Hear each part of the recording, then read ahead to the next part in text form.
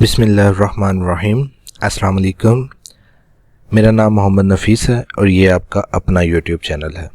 आज की इस लेक्चर के अंदर हम इंसर्ट के मेन्यू में जो सब मेन्यू इलस्ट्रेशन है उसकी ऑप्शन ऑनलाइन पिक्चर और शेप्स के बारे में पढ़ेंगे। अगर आपका इंटरनेट कनेक्टेड है तो फिर आप ऑनलाइन पिक्चर की ऑप्शन को इस्तेमाल कर सकते हैं। जैसे ही हम ऑनलाइन पिक्चर पर क्लिक करेंगे तो आपके सामने एक विंडो ओपन होगी जिसमें ये पिक्चर्स को लोड कर रहा है। ये डिपेंड करता है आपके इंटरनेट कनेक्शन के ऊपर। अब यहाँ पे आपके पास दो ऑप्शन आ रही हैं, एक बिंग इमेज सर्च है और एक वन ड्राइव पर्सनल है। यानी अगर आपने क्लाउड के ऊपर कोई सेव की हुई है पिक्चर तो आप यहाँ से ले सकते हैं किसी भी सिस्टम पे बैठ के जहाँ पर इंटरनेट की सूरत मौजूद है। आप वहाँ से उस इमेज को ब्राउज कर सकते हैं। अगर आपने क्लाउड के ऊपर नहीं रखी हुई तो बिंग की सर्च इमेज, जिस तरह गूगल का सर्च इंजन होता है इसी तरह बिंग का भी एक सर्च इंजन है। तो आप यहाँ पर पिक्चर लिखेंगे। मसलन मैं कहता हूँ जी मुझे फ्लावर चाहिए, मैं फ्लावर लिखूंगा यहाँ पे और एंटर प्रेस कर। जैसे ही मैं एंटर प्रेस करूंगा ये सर्च करेगा फ्लावर को और जितने भी इंटरनेट के ऊपर फ्लावर पड़े हैं ये उन सबको यहाँ पर शो कर देगा।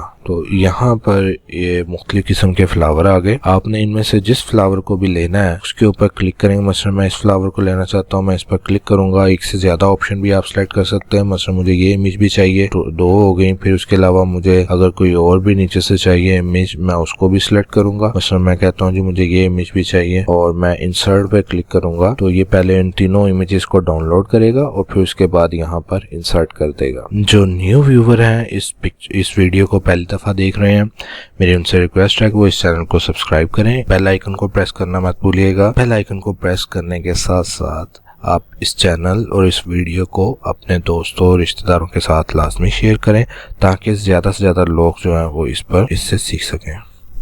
आप लोगों में से जो पहली दफा इस वीडियो को देख रहे हैं, मेरी उनसे रिक्वेस्ट है कि इस चैनल को लाजमी सब्सक्राइब करें, बेल आइकन को प्रेस करें और इस वीडियो और इस चैनल को ज्यादा से ज्यादा लोगों के साथ शेयर करें। तो ये इमेजेस जो हम ऑनलाइन यहाँ पर इंसर्ट करना चाह रहे थे वो इमेजेस यहाँ पर आ गई हैं। अब इनकी सेटिंग जो है हमने पिछले लेक्चर के अंदर पढ़ा था कि इनको कैसे सेट किया जाता है और इनकी जो है बैकग्राउंड को कैसे रिमूव किया जाता है। आप उसको फॉलो करते हुए इसको सेट कर सकते हैं। अगर किसी ने वो वीडियो नहीं देखी तो इसी वीडियो के डिस्क्रिप्शन के अंदर उस लिंक डाल दिया गया, आप उसको वहां से जा क्लिक करके देख सकते हैं। इन इमेजेस की सेटिंग के बारे में पिछले लेक्चर के अंदर आपको सिखाया गया था। इनका बैकग्राउंड कैसे रिमूव करते हैं, इनके साइज को कैसे एडजस्ट करते हैं और इसको टेक्स्ट के अंदर कैसे अलाइन करते हैं। तो अगर आप लोगों में से किसी ने वो वीडियो नहीं देखी तो इसी वीडियो के डिस्क्रिप्शन के अंदर उसका लिंक दे दिया गया, आप वहां से जाके उस वीडियो को देख सकते हैं। फिर इसके बाद नेक्स्ट हमारे पास शेप आती है। मैं इसको नया डॉक्यूमेंट स्टार्ट करता हूँ, कंट्रोल एन प्रेस करेंगे, नया डॉक्यूमेंट स्टार्ट हो जाएगा। फिर हम इंसर्ट में जाके शेप्स पर क्लिक करेंगे। जैसे शेप पर क्लिक करते हैं तो यहाँ पर हमारे पास काफी ज्यादा ऑप्शन आती है कि आपने शेप्स जो है वो किस तरह की लेनी है। मसलन आप कुछ लिख रहे हैं और उसके अंदर आपको शेप चाहिए, किसी प्रोसेस को आपने शो करना है कि पहले ये था और उसके बाद ये बन गया है। इसके अलावा इस शेप के अंदर आप लिख भी सकते हैं। आपने कुछ लिखना हो तो आप लिख सकते हैं। डायरेक्शन शो करने के लिए ये डायरेक्शन एरोज होते हैं। इसके अलावा यहाँ से आप इसके जो है वो कलर चेंज कर सकते हैं अगर आपने इसका कलर चेंज करना है। अगर आपने टेक्स्ट का स्टाइल चेंज करना है तो अगर आपने यहाँ से इसके टेक्स्ट का स्टाइल चेंज करना है तो टेक्स्ट को सिलेक्ट करके आप यहाँ से टेक्स्ट का स्टाइल भी चेंज कर सकते हैं। इसका कलर अगर आपने टेक्स्ट का चेंज करना है यहाँ से कर सकते हैं। कलर की आउटलाइन जो टेक्स्ट है उसकी आउटलाइन को चेंज करना है तो यहाँ से कर सकते हैं। इसके अलावा आप कोई और इफेक्ट देना चाहते हैं, टेक्स्ट जो लिखा हुआ है उसको शेडो देना चाहते हैं, ठीक है, इनर शेडो, ये हमने इमेज की सेटिंग के अंदर पढ़ा था। तकरीबन ये सारी वही सेटिंग आ जाएगी। यहाँ पर ये एक नहीं है ट्रांसफॉर्म, इसके अंदर आप टेक्स्ट को जो है ट्रांसफॉर्म दे सकते हैं इस तरह की।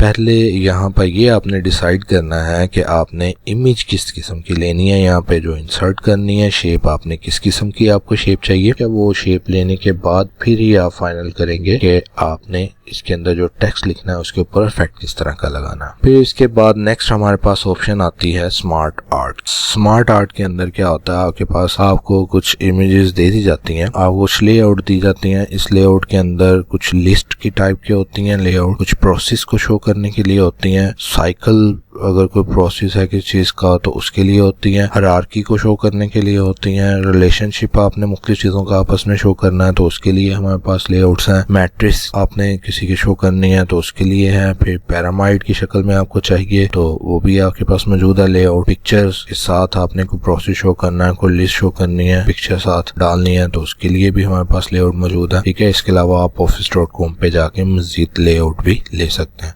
वैसे यहाँ पे मैं साइक्लिंग पे जाके एक यहाँ प्रोसेस के ऊपर जाके यहाँ पर कुछ शो करना चाहता हूँ या कुछ लेना चाहता हूँ यहाँ से, तो मैं इस पर क्लिक करता हूँ, ओके करता हूँ, मैंने ये लेआउट ले ली।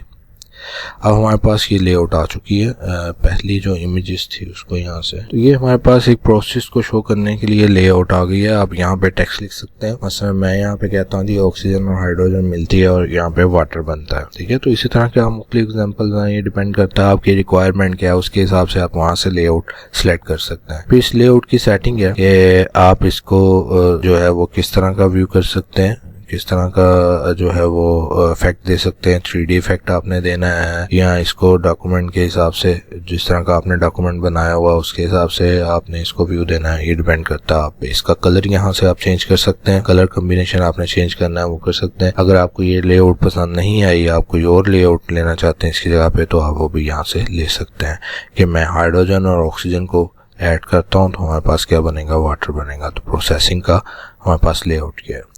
फिर इसके अलावा अगर आपने इसको नीचे मूव करना है तो आप इसको नीचे ले जा सकते हैं, इनकी आपस में सेटिंग जो है वो चेंज कर सकते हैं। तो आप इसको लेफ्ट साइड पे ले आए वो वाला प्रोसेस और ये राइट साइड पे आ गया, ये सेटिंग है, आप इसको चेक कर लीजिएगा। फिर इसके अलावा यहाँ पे फॉर्मेट सेम वही है इसका कि आपने अगर इनका अंदर जो फिलअप है वो चेंज करना है, इसका स्टाइल चेंज करना है आपने, ठीक है, और यहाँ पर भी आपने स्टाइल चेंज करना है, इनके ऊपर शेप के ऊपर इफेक्ट लगाने हैं जो कि हम पिछले लेक्चर के अंदर सीख चुके हैं। ये सारी सेटिंग हम पहले सीख चुके हैं। तो इसको थारोली पढ़ाने का मकसद ये था कि बार बार जो है इसको हम इसके अंदर अपना सर न कपाएं कि भाई क्या करेंगे क्या नहीं करेंगे। तो ये इंसर्ट में स्मार्ट आर्ट की ऑप्शन थी।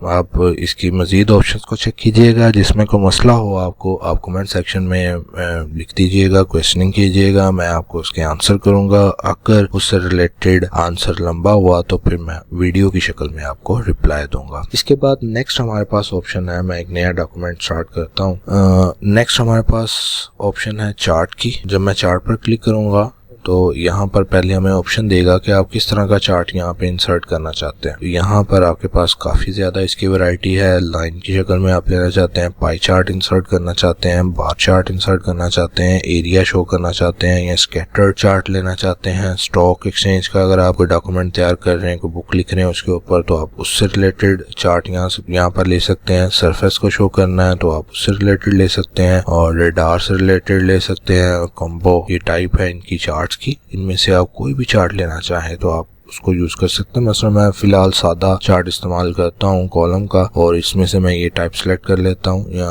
ये दोनों में से कोई भी टाइप आप ले लें। तो मैं ये टाइप ले लेता हूँ, ओके करते हैं तो हमारे पास यहाँ पे चार्ट भी शो होगा, और उसके अलावा उसके डाटा जो है वो भी यहाँ पे ऑटोमेटिकली आ जाएगा। अब यहाँ पर आप मुख्तलिफ डाटा इसका चेंज कर सकते हैं। यहाँ पर आप मसलन फर्ज करेंगे कुछ स्टूडेंट्स के नाम है, यहाँ पर उस स्टूडेंट का जो है वो समाही का, पहली समाही का जो है रिजल्ट, ये दूसरी छमाही का रिजल्ट है, और ये फाइनल रिजल्ट है। उन इन रिजल्ट्स को आप आपस में डिस्कस करना चाहते हैं तो आप यहाँ पे कर सकते हैं। यहाँ आप फर्ज करें यहाँ पे मुख्तलिफ कंपनियां हैं, ये कंपनियों के नाम है, और ये 2001 का डाटा है, 2002 का डाटा है, 2003 का डाटा है। ये कंप्लीट चार्ट की जो सेटिंग है मैं MS एक्सेल के अंदर MS एक्सेल के ट्यूटोरियल के अंदर सिखा चुका हूँ। उसका लिंक जो है इस वीडियो के अंदर डाल दिया गया। अगर आप में इसकी सेटिंग को समझना है तो आप उस वीडियो में जाएं, बिल्कुल डिटेल के साथ वहाँ पे सिखाया गया है, तो आप वहाँ से जाके इसको समझ सकते हैं।